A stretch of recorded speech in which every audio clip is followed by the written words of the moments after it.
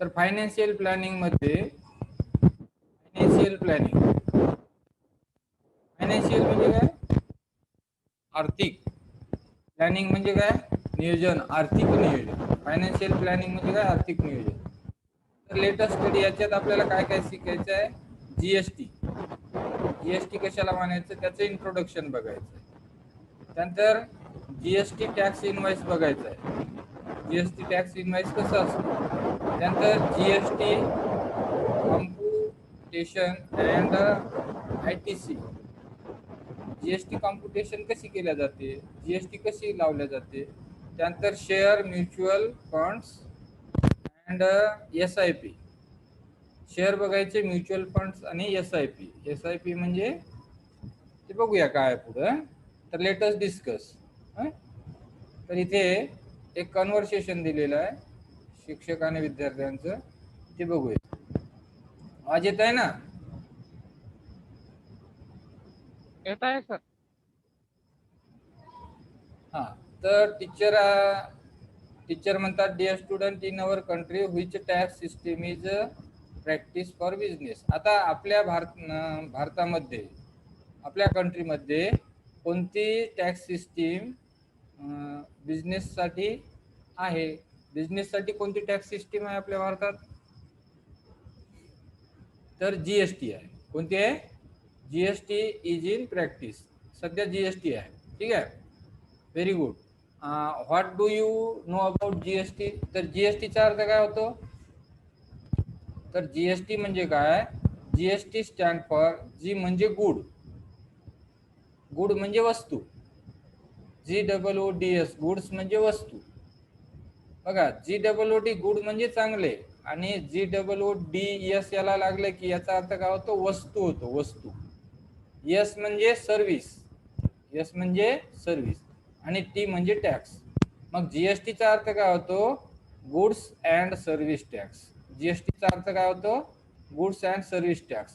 हा गुड्स शब्द तुम्ही कुठे लिहिलेला असते बघा? एखादा ट्रक आहे की नाही, त्या ट्रक वरती लिहिलेलं असते गुड्स कॅरियर. असते गुड्स कॅरियर म्हणजे तो काय करतो? वस्तू वाहून नेतो, आहे की नाही, पण त्या ठिकाणी लिहिलेलं असते गुड्स कॅरियर. मग जीएसटी याचा अर्थ काय होतो? Service tax. एवढं लक्षात आलं तुमच्या? The whole country follows the same tax level system. आता पूर्ण भारतामध्ये सारखी टॅक्स लेवल सिस्टीम यूज केली जाते, आहे की नाही? एकच लेवी सिस्टीम यूज केल्या जाते. Before GST every state had variety of taxes lived at a different stage of trading. आता जीएसटी येण्याआधी प्रत्येक राज्यामध्ये वेगवेगळ्या प्रकारची टॅक्स अंमलात होती. Observe the picture given below and tell which taxes excited before GST. आता जीएसटीच्या आधी कोणती टॅक्सेस होती ते आपल्याला बघायचं आहे. And are now subsumed in GST, आणि ती आता जीएसटी मध्ये कशी कन्वर्ट झालेली आहे ते बघायचं आहे.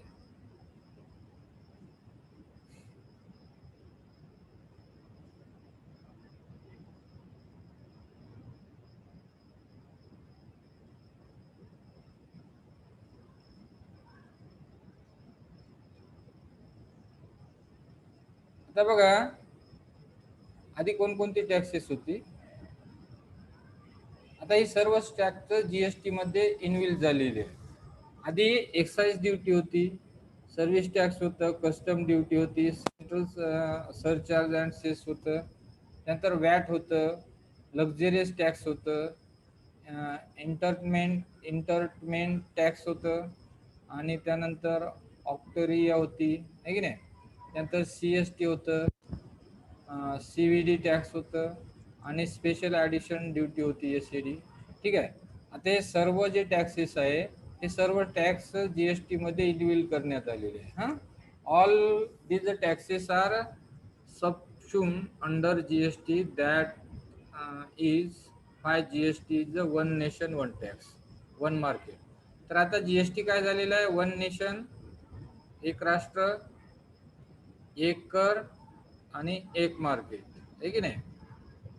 आणि ही जीएसटी कधीपासून लागू करण्यात आली? तर 1 जुलै 2017. जीएसटीचा अंमल कधीपासून झाला? 1 जुलै 2017 पासून याची अंमलबजावणी भारतामध्ये करण्यात आलेली आहे. आणि हे सर्व टॅक्स हे कशाच्या अंडरमध्ये आलेले आहे आता? जीएसटी. तुम्हाला वेगळा टॅक्स द्यावा लागणार नाही किंवा सर्व्हिस कस्टम ड्युटी द्यावं लागणार नाही. तर ह्या सर्वांचं इनबिल्ड केलेले आहेत, हे जीएसटी मध्ये सर्व टॅक्स आलेले आहेत. एवढं लक्षात आलं का तुमच्या? सर. हॅलो. हो सर. हा, आता टॅक्स इनवॉइस बघा. टॅक्स इनवॉइस कशाला म्हणतात? The tax the in sorry tax invoice of good purchase sample आहे. एखादा गुड आपण जेव्हा परचेस करतो, एखादी वस्तू, गुड्स म्हणजे वस्तू जेव्हा आपण परचेस करतो, खरेदी करतो, तेव्हा त्याचं टॅक्स इनवॉइस असं दिलं जातं आपल्याला बघा. तर त्यामध्ये काय काय दिलेलं असते? इथं सप्लायरचं नाव असते. सप्लायर कोण आहे? A to Z sweet mart, समजा त्या दुकानाचं नाव, ठीक आहे, त्याचा ॲड्रेस असतं, कुठली आहे ते, मुंबईची, महाराष्ट्र, मोबाईल नंबर वगैरे, ठीक आहे, हे सप्लायरची डिटेल असते. त्यानंतर त्यांचा GSTN नंबर असतो. काय नंबर असतो? GSTN number. GSTN नंबर असतो, हा नंबर असतो. आता हा नंबर कसा असतो त्याचं डिस्क्रिप्शन आपल्याला पुढे दिलेलं आहे. एक मिनिट, बॅटरी लेवल कमी आहे.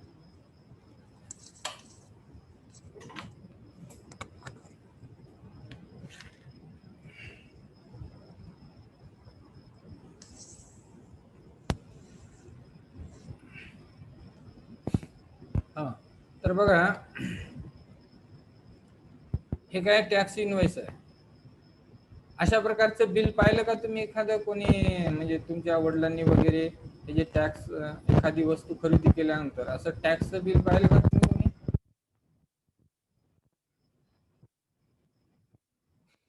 हो,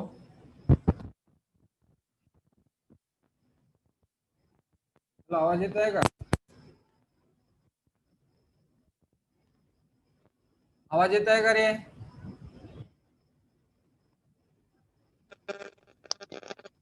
यायला सर. आता असं हे जे टॅक्सचा जो बिल असतो त्याचं एक सॅम्पल दिलेलं आहे. अशा प्रकारचा बिल असतो टॅक्स इनवॉइस. तर यामध्ये काय काय दिलेलं असते ते आपल्याला माहिती असणं गरजेचं आहे. तर इथे बघा, सप्लायरची माहिती असते, जो जी दुकान आहे की नाही ते दुकानाची माहिती असते, ठीक आहे. त्यानंतर त्याचा हा GSTN नंबर असतो, ठीक आहे. त्यानंतर इथे इनवॉइस नंबर असतो, GST 110 वगैरे. आणि इथे इनवॉइस डेट असते, त्या बिलाची तारीख असते, आपण हे बिल कधी परचेस केलं, म्हणजे कोणती वस्तू आपण, ती वस्तू कधी परचेस केली त्याची डेट असते. आता त्या कोणकोणत्या वस्तू घेतल्या, इथे सिरियल नंबर 1 2 3 4 5, समजा एखादं तो आपण काय काय घेतलं त्याची माहिती आहे. आता हे स्वीट मार्ट आहे, त्या स्वीट मार्ट मधून काय काय घेतलं याची माहिती आहे. नेम ऑफ प्रोडक्ट, इथं पेढे घेतली, हा, त्याचा हे कोड आहे, HSN कोड, त्या प्रोडक्टचं हे कोड आहे, ठीक आहे. त्यानंतर हे नेम ऑफ प्रोडक्ट आहे, पेढे, चॉकलेट, आईस्क्रीम, ब्रेड, बटर. त्यानंतर हे त्याचे दर आहेत बघा. पेढे 400 रुपये पर केजी आहे. किती? 400 पर केजी. देन क्वांटिटी, त्याची क्वांटिटी किती आहे? तर 500 ग्राम पेढे घेतले. बघा, या पेढीच्या बाबतीत बघू, 400 रुपये दर आहे त्याचा. Then the rate of that pedhe is किती आहे? 500, सॉरी क्वांटिटी आहे. क्वांटिटी म्हणजे किती घेतली आहे की नाही, 500 ग्राम.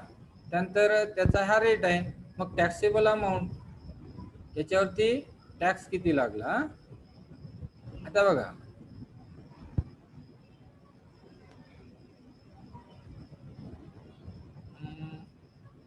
400 रुपये आहे ना, 400 रुपये एका किलोचे, मग 500 ग्राम म्हणजे अर्धा किलो, अर्ध्या किलोचे किती होतील? 200 रुपये. आता इथे याच्यावरती जीएसटी लागतं. आता हे जीएसटी दोन, जीएसटी म्हणजे CGST आणि SGST. CGST म्हणजे काय? Central GST. आणि SGST म्हणजे स्टेट जीएसटी, ठीक आहे. आता याचे दर आहेत बघा, 2.5% आणि SGST 2.5%, म्हणजे याच्यावरती एकूण जीएसटी झाली 5%, आहे की नाही. एकूण जीएसटी किती आहे? 5% आहे दोन याच्यावर. हे CGST आणि SGST जर आपण एकत्र केलं तर एकूण जीएसटी किती आहे? पेढ्यावरती 5% आहे, ठीक आहे. मग आता या 200चे 5%, 2.5%, 200चे 2.5% किती होते? 5 रुपये. 200चे किती? 2.5%. मग हे पर्सेंट कसा काढायचं माहिती आहे का तुम्हाला? टॅक्सेबल अमाऊंट जे 200 रुपये आहे त्या 200 रुपयाची किती? 2.5%. 200चे 2.5%, 2.5 आणि टक्के. टक्के म्हणजे हे अशी साईन. ठीक आहे. मग 200 गुणिले 2.5 आणि हे जे पर्सेंट आहे ना, पर्सेंट म्हणजे याचा छेद 100. फक्त लक्षात ठेवायचं, टक्के याचा अर्थ त्या संख्येचा छेद हा काय असतो? 100 असतो. ठीक आहे. त्यानंतर इथे भाग जाईल बघा, हा 0 या 0शी कटला, हा 0 या 0शी कटला. मग किती होईल? 2 गुणिले 2.5 म्हणजे 2.5 ची दुप्पट. तर 2.5 ची दुप्पट काय होईल? 5 होईल. मग इथे या 200 रुपयावरती 2.5%ने किती टॅक्स लागला? 5 रुपये. हे लक्षात आलं का तुमच्या? पटकन सांगा रे. हो सर. आलं ना? हा. आता बघा, आता हे CGST झालं, CGST. हा, SGST सुद्धा 2.5% आहे, म्हणजे SGST सुद्धा तेवढीच लागेल, 5 रुपये. हा, मग टोटल अमाऊंट किती द्यायला लागेल? 200 रुपयाची पेढी आहे, त्याच्यावर CGST 5 रुपये आणि SGST 5 रुपये, म्हणजे टॅक्स एकूण झाला 10 रुपये. हे 5 आणि 5 10 आणि हे 200, म्हणजे पेढ्याची एकूण रक्कम झाली 210 रुपये. ठीक आहे. त्यानंतर आता चॉकलेट घेतली बघा, त्याचा रेट 80 रुपयाचा आहे. पाकिट आहे ते 80 रुपयाचं. हे वजन नाही समजा, ते पॉकेट आहे. एक बार घेतला. ठीक आहे. मग हे झाले 80 रुपये, ही टॅक्सेबल अमाऊंट झाली. मग त्याच्यावरती CGST लागले 14%. जसं इथे किती टक्के होतं? 2.5% होतं, तसे इथे 40% आहे. मग 80 रुपयाची 40% कशी काढायची? मग हे 80 घ्यायचे आहे की नाही, इंटू 40 इंटू 40%. ठीक आहे. मग 80 इंटू 40 आणि पर्सेंट मीन्स त्याचा जो डिनॉमिनेटर आहे तो 100. Percent means the denominator of that number is 100. So here 0 0 कटले. त्यानंतर इथे भाग दिला, त्यानंतर कशाचा भाग दिला? 2 ने भाग द्या. आता 2 चोक 8 आणि इथे काय होईल? 2 पंचे 10. हा, त्यानंतर हे 4 गुणिले 14/5.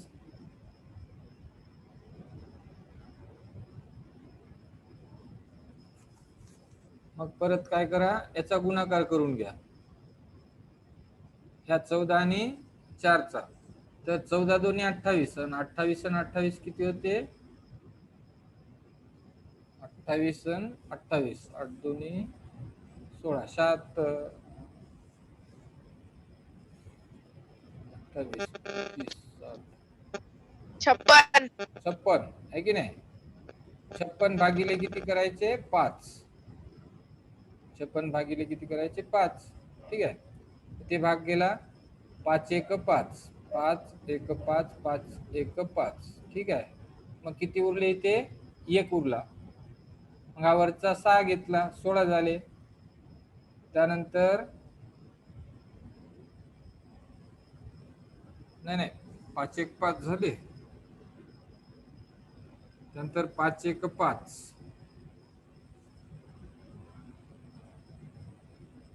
5 1 5. ठीक आहे. त्यानंतर पॉइंट 5 1 5, त्यानंतर 5 1 5, एक इथला 1 उरला ना, मग त्याच्यावर काय दिलं? पॉइंट दिलं. 5 दोन्ही 10, 5 दोन्ही 10 म्हणजे 11.2. 11.2 म्हणजेच 11.2 आणि याच्यावरती आपण 0 दिलं, 0 देता येतं. 11.20.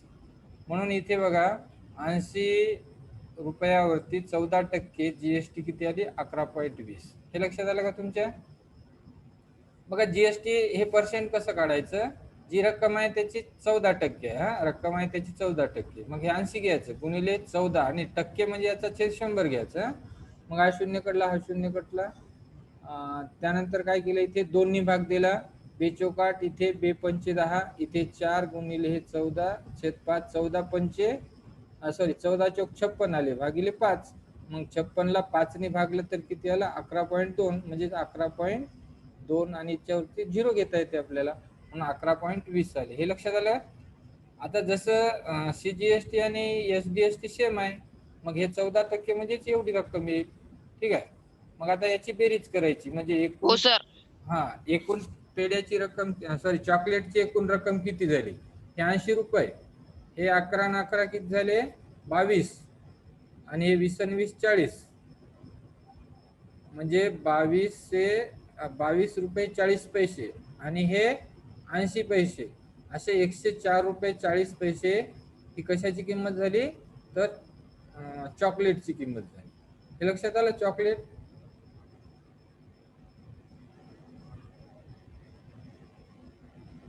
हो सर. आता आईस्क्रीम बघा, आईस्क्रीम एका पॅकची किंमत किती आहे, 200 रुपये. एक पॅक घेतला, 500 ग्रामचा, मग त्याचे टॅक्सेबल अमाऊंट किती झाली, 200 रुपये. मग या 200 रुपयावरती किती जीएसटी आहे, 9%. किती जीएसटी आहे, 9%. मग 200 ची 9% कशी काढायची, 200 गुणिले 9, आणि टक्के म्हणजे याचा छेद 100 घ्यायचा, म्हणून इथे छेद 100 आला. हा 0 कटला, हा 0 कटला, हा 0 कटला, हा 0 कटला, आणि 9 2 18, याच्यावर जीएसटी किती लागला, 18 रुपये लागले. ठीक आहे. मग 200 रुपयावरती 9% रुपयाने 9% आणि 18 रुपये जीएसटी झालं. मग हे सीजीएसटी झालं, आणि एसजीएसटी सुद्धा तेवढीच आहे, 9% म्हणजे 18. मग आता याची एकूण रक्कम किती झाली, 200 अधिक 18 अधिक 18, याची बेरीज 8 2 16 6, चला 1 1 1 1, हे 3 झाले, आणि हे 2, 236 रुपये. म्हणून त्या आईस्क्रीमची एकूण किंमत झाली 236 रुपये. ठीक आहे.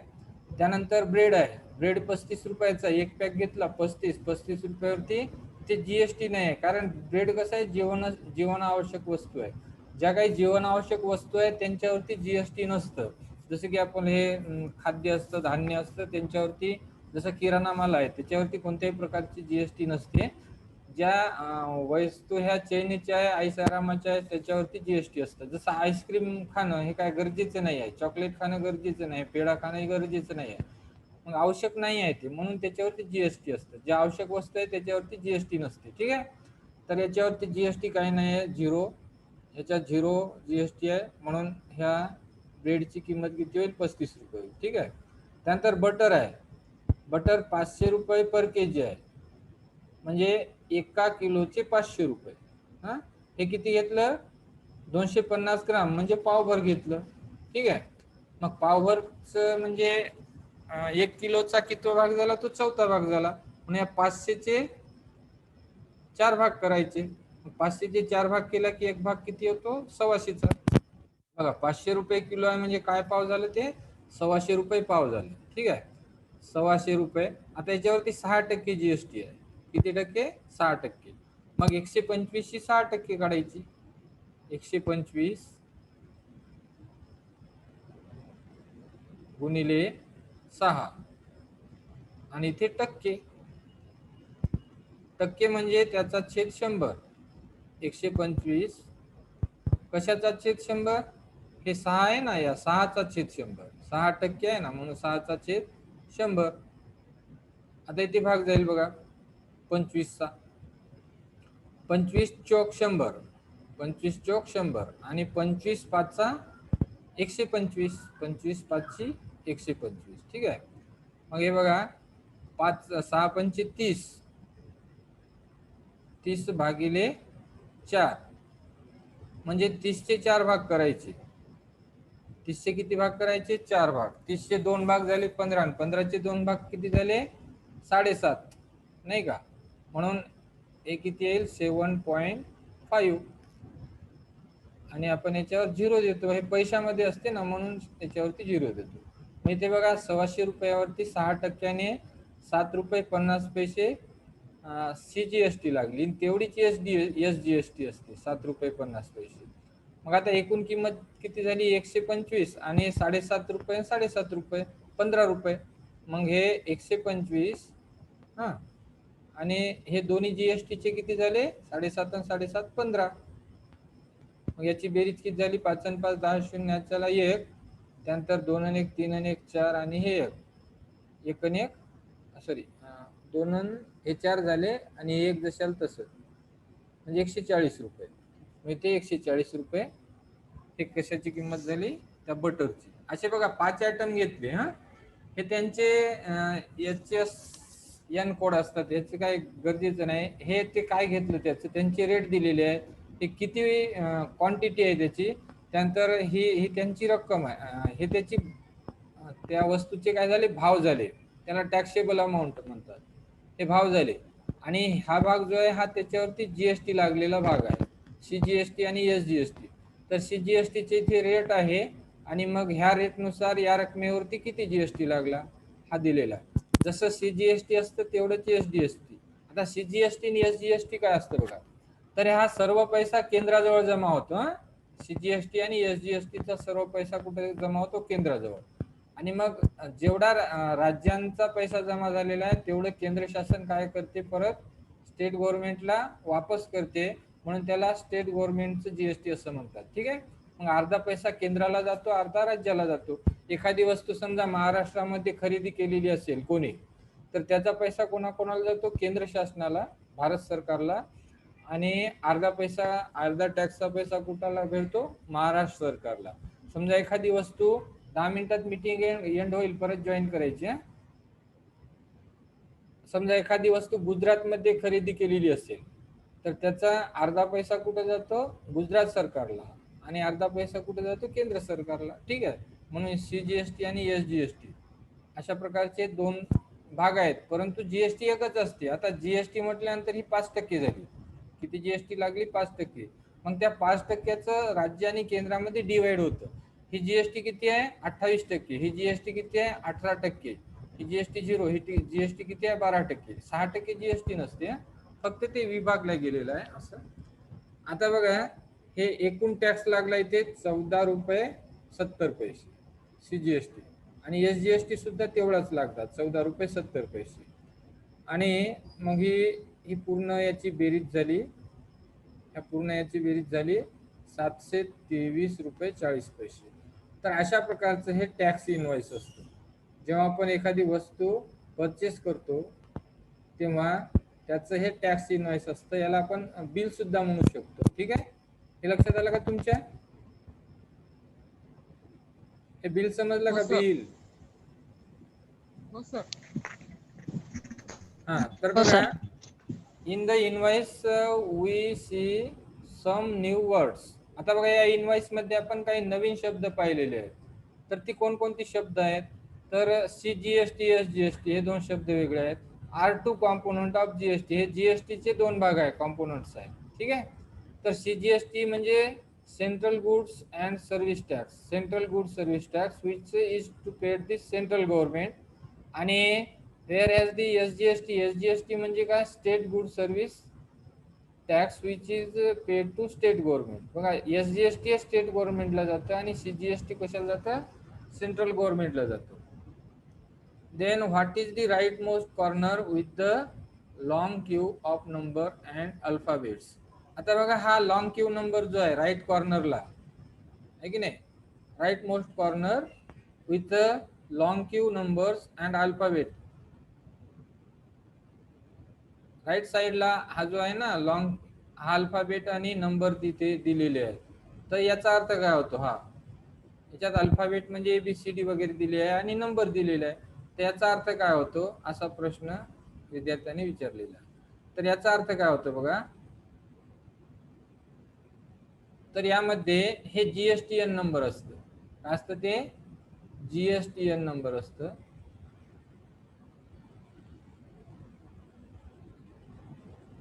हे काय असतं GSTN नंबर असतं, good service tax identification number, आणि is mandatory for dealer whose annual turnover in a previous financial year exceed up to 20 lakh.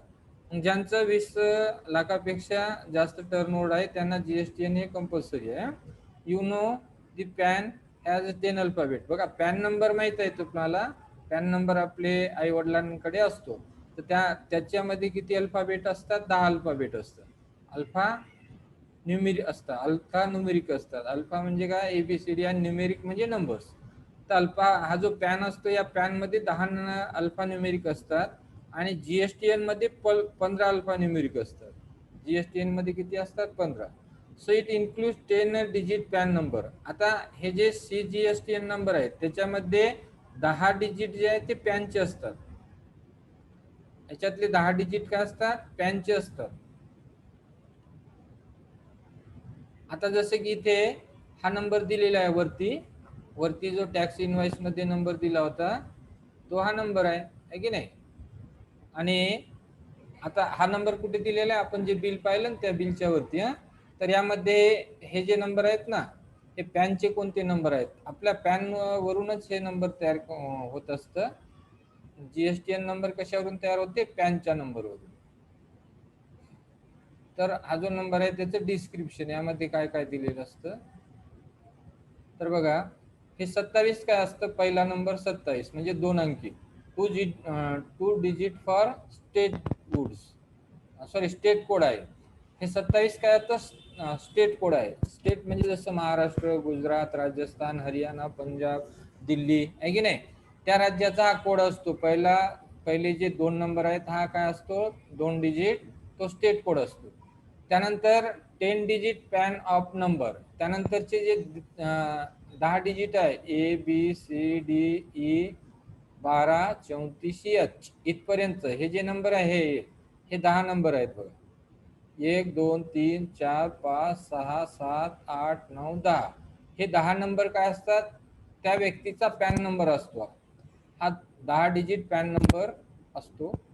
त्यानंतर काय असतं? पॅन नंबरच्या नंतर हा जो नंबर आहे 1, हा रिप्रेझेंट 1 रजिस्ट्रेशन. म्हणजे त्या व्यक्तीचे किती रजिस्ट्रेशन आहे? इथं 1 असेल तर 1, 2 रजिस्ट्रेशन 2. ठीक आहे. त्याच्यानंतरचा हा जो Z नंबर आहे हा काय रिप्रेझेंट करतो? Uniform for all by default. तो सगळ्यांसाठी सारखा असतो Z. ठीक आहे. आणि हा जो 5 नंबर आहे हा काय असतो? Checksum digits, confirm the validity of GSTN when enter on GST portal.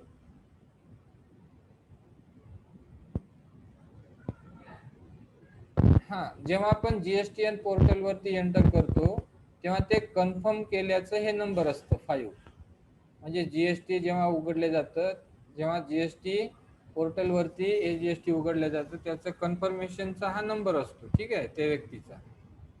तर अशा पद्धतीने हा जो GSTN नंबर आहे, कोणता GSTN नंबर, ह्यामध्ये किती अक्षर असतात? 15. ठीक आहे. पहिले जे 2 अक्षर आहेत ते कशाचे असतात? राज्याचे, राज्याचा कोड असतो तो. त्यानंतरचे 10 अक्षर जे आहेत त्या व्यक्तीचा पॅन नंबर असतो. ठीक असते त्या व्यक्तीचा पॅन नंबर, जे आपल्याकडे सुद्धा आपल्याला बँकेला पॅन नंबर आजकाल लागत आहे, म्हणून आपण काय काढलेलं आहे? पॅन नंबर काढलेला आहे. आपला जो हा पॅन नंबर आहे हा पॅन नंबर असतो. त्यानंतर हे जे नंबर आहे हे रिप्रेझेंट, समजा त्या व्यक्तीचं एकापेक्षा जास्त बिझनेस असेल तर समजा ह्याच पॅन नंबर वरती एक बिझनेस आहे त्याचं, समजा स्वीट मार्टचं, दुसरं दुकानाचं असेल, स्वीट मार्टला 1, दुकानाला 2 आहे की नाही, म्हणजे कापड दुकान असेल तर इथं 2 येईल त्या व्यक्तीचं. एकाच व्यक्तीच्या नावाने 2 बिझनेस आहेत पण पॅन एकच असेल त्याचं, म्हणून इथे हा जो नंबर रिप्रेझेंट करतं तर हे त्याचं रजिस्ट्रेशन किती आहे त्याचं ते रिप्रेझेंट करतं. हा जो Z नंबर आहे तो बाय डिफॉल्ट सर्वांना सारखा असतो, आणि हा रजिस्ट्रेशन जेव्हा केलं जातं तेव्हा कन्फर्म केल्याचं हे व्हॅलिडिटी असतं त्या GSTNचे पोर्टल वरती. ठीक आहे. तर अशा पद्धतीने हा GSTN नंबर 15 अक्षरी असतो. तर नोट, इथे 27 इज द स्टेट कोड. 27 हा महाराष्ट्राचा स्टेट कोड आहे. Form 27 one can understand that the person of form is registered in Maharashtra. मग याच्यावरून काय लक्षात येतं की 27 समजा एखाद्याचा नंबर असेल जीएसटीएन, मग त्याचं रजिस्ट्रेशन कुठं झालेलं आहे, महाराष्ट्रात झालेलं आहे, हे आपल्याला लक्षात येतं. ठीक आहे. त्यानंतर there is word HSN code in the tax invoice. आता ह्या टॅक्स इनवॉइस मध्ये HSN कोड पाहिला आपण वरती, त्या प्रॉडक्टचं कोड होतं, जसं पेढ्याचं कोड आहे. ठीक आहे. तर त्या HSN कोडचा अर्थ काय होतो, तर ते बघू. HSN कोडचा अर्थ काय होतो.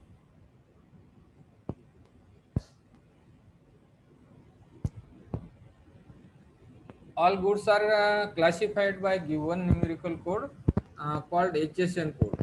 हे जे सर्व गुड्स आहेत हे क्लासिफाय केलेले असतात, HSN कोड म्हणतात त्याला. It is be quoted in the tax invoice. Full form of HSN is harmonized